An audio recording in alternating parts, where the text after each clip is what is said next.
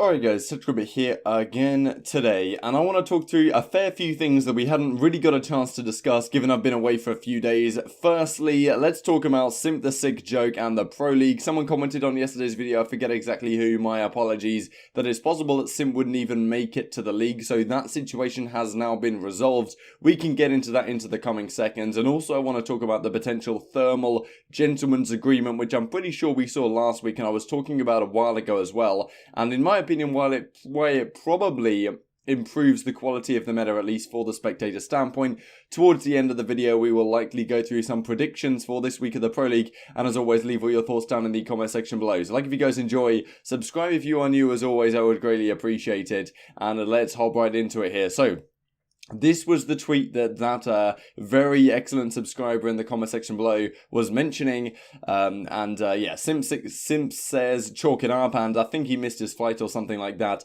and then he says just not in time, that's all you gotta know, but he did manage to get a lift, I guess, to, I think by his girlfriend or something, down to Columbus, like a 6-hour drive, so a pretty long one, but he has made it to Columbus, so they won't have to use a substitute. In Facento would have been their substitute, and we saw it before when these substitutes have had to occur, that if you make a substitute change, then that is your change for the entire week. So it would have meant that we wouldn't have seen a United with Simp for the entire week that have had to play with Facento. Wouldn't have mattered for them in a way, considering they've already qualified for the playoffs in Miami. I talked about that in more detail a few days ago now, but yeah, so that is the situation. It does seem like Simp is going to be able to make it to the Pro League, which of course is good for all of us wanting entertaining Call of Duty, and to see how these guys are shaping up pre-Miami. One thing that I thought was interesting was that, Rated was talking about how they were flying home to the UK, or, yeah, I mean, Rated lives in Wales, I'm pretty sure, but anyway, flying back to the UK, that units team, to try and fix their S&D.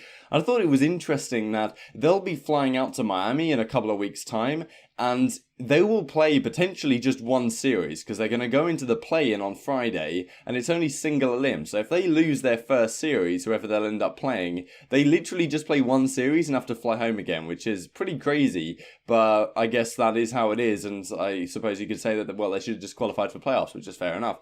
But still interesting. Anyway, let's move onwards here. Attach, I thought it was kind of funny. I don't know if you saw this the other day. Attach said, I'm now offering online coaching from sidecoach.com. Send me a coach request today and use code ATTACH to get 15% off, even 15% off. Let's go. Hashtag ad. I just thought this was interesting. Haven't seen people do this before. I doubt it would be anything in depth, because if you are going through some sort of website, then it's difficult to say that Attach would have particular incentive to help you as an individual improve. There may be less complicated or less extravagant tips and ideas that he would give you on this idea, but I thought I would at least bring it to your guys' attention in case somebody might be interested in at least trying it out. But I thought this was kind of funny. Maybe this will be something that other people explore over time as well. Kind of an interesting idea, hadn't heard of them, thought I'd bring it to your guys' attention. Let's touch on something that another excellent subscriber mentioned in the comment section of a video, I think yesterday, talking about Legion Gaming, and they've had a lot of issues over the last couple of days. I'll try and break it down relatively quickly, but effectively, this is an amateur European organisation run by a guy called Danny, Legion Persona, I think, or something along those lines, and they've had some issues with the funding situation.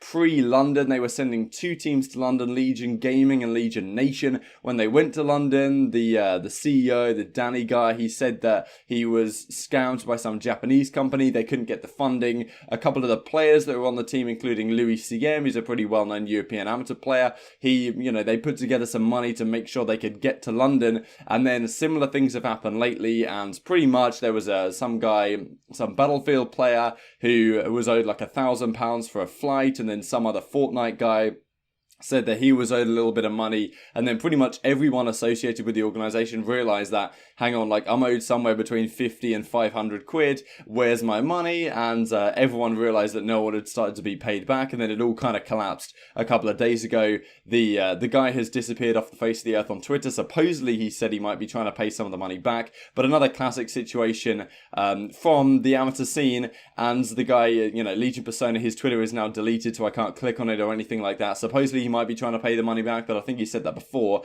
and it didn't come to much fruition. So this guy Shelldog, he's owed a lot of money. He's got like a family and kids and stuff. He was even talking about potentially going on like ITV to talk about it. But like at the end of the day, he's only owed a couple of $100, which I mean, quid, whatever. He like obviously that's a very significant amount of money, but at the same time, there's players in the Pro League that are owed like, you know, tens of thousands.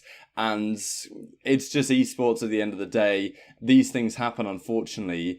And, well, if he was to go on ITV or whatever, which I think he's now said that he's not going to do that, but if he was to pursue that, you know that the media are not going to try and spin this in terms of, oh, this poor individual who's owed this money from this poor company. It's going to be like, wow, esports is terrible, like this, you know how it goes with the media. So I just thought I'd bring that to you guys' attention and at least bring it up, because if you are getting involved with esports, especially on the lower end of things, be very, very careful indeed. It's very easy to be a little bit too naive and think things are too good to be true a lot of the time with a lot of these amateur organizations. I thought Legion was pretty respectable. They had some respectable names associated with them, and now those people are owed a significant amount of money, and are probably never going to see it, because if you are going to explore some sort of court injunction or a CCJ, I think the costs involved with that, especially in terms of time and the like, even if you do win, are pretty significant. So it's difficult to say whether it's worth it. So my advice would just be to be as careful as possible, especially if you're trying to navigate your way through esports. Something like this is probably inevitable to most people.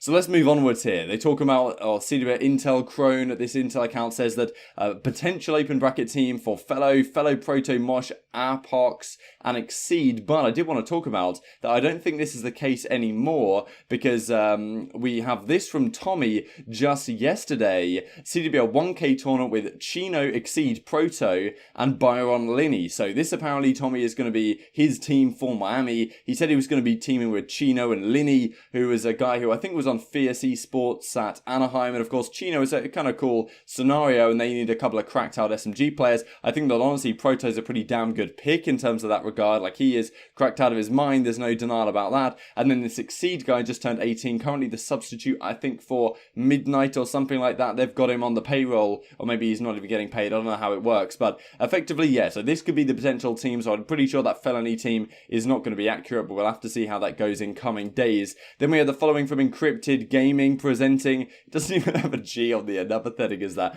Our official roster for Miami, Theory, Happy, TCM, Goonjar, and this guy, Pacer, I suppose.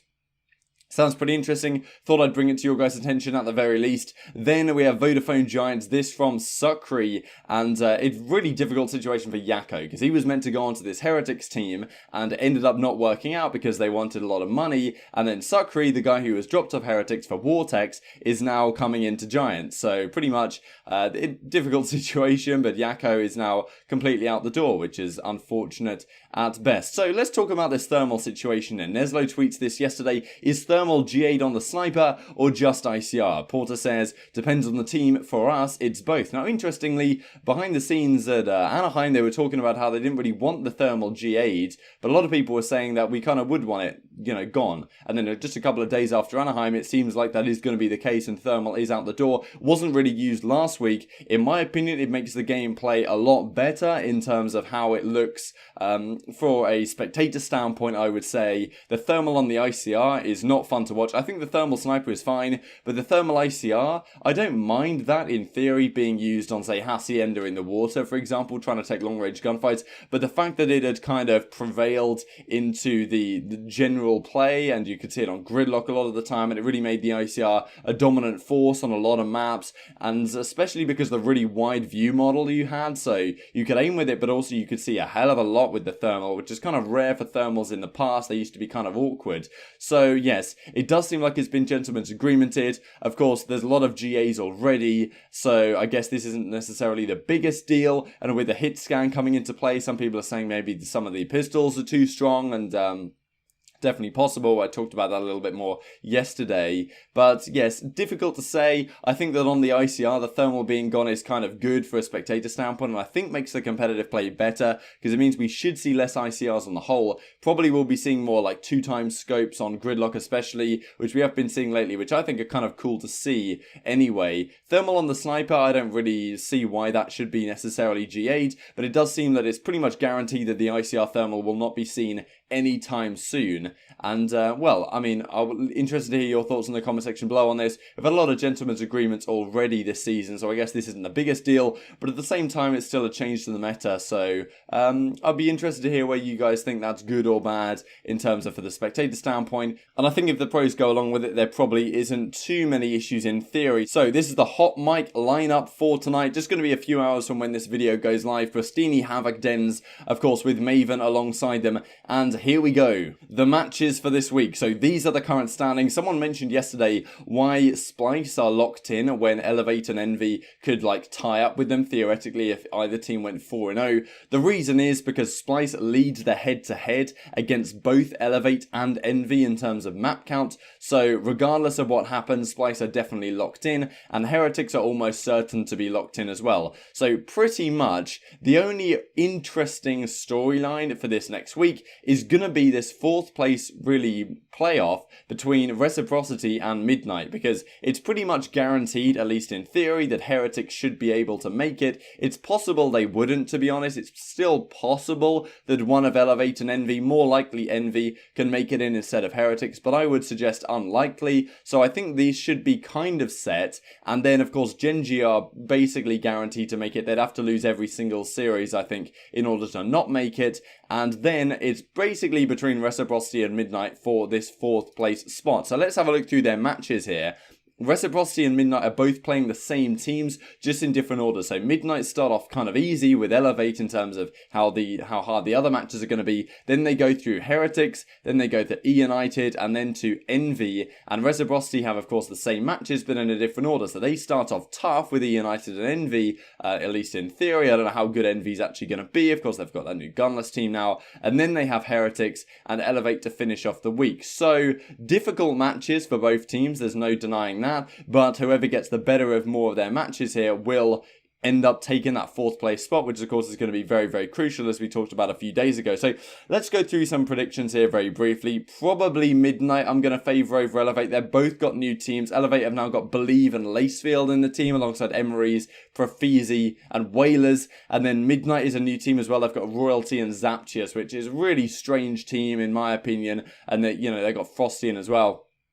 So it's really crazy what's happened to both these squads. Difficult to know who's going to win. E-United with Simp should probably be favoured over Reciprocity, but of course really the big storyline for this week is now we do have this SMG buff. Seeing Abizi and Simp versus Dylan and Zed is going to be a lot of fun in this series, let's put it that way. OpTic should take down Heretics in theory. E-United and OpTic are teams that are typically very, very good in the league, put it that way. Then Envy, Gen.G. Gen.G hopefully, at least in my opinion, should be a more polished team than Envy, but they do of course have this space change now coming in for Nagafen they put on the bench. So have to see how that goes. Probably going to favour Gen.G.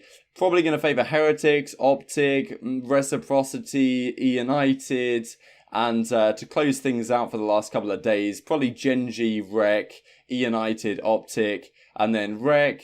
Oh, Midnight Envy's tough. Probably Envy at this point should be better warmed up, at least have some practice with the team. Then maybe Gen.G, and then to close out the week, United OpTic is going to be a fun one. Really a meaningless match at that point, but difficult to call who's going to win. Maybe I'll just go E-United off the back of their SMG duo, but it's going to be a close match, and this should be a fun one to close things out. So I hope you guys enjoyed the video. Like if you did, subscribe if you are new as always. Thank you guys so much for watching. Subscribe if you are new, I'd greatly appreciate it. Probably already said that. Thank you guys so much for watching as always, and I will see you next time. Hostiles have captured the hard point. Hard point locked down.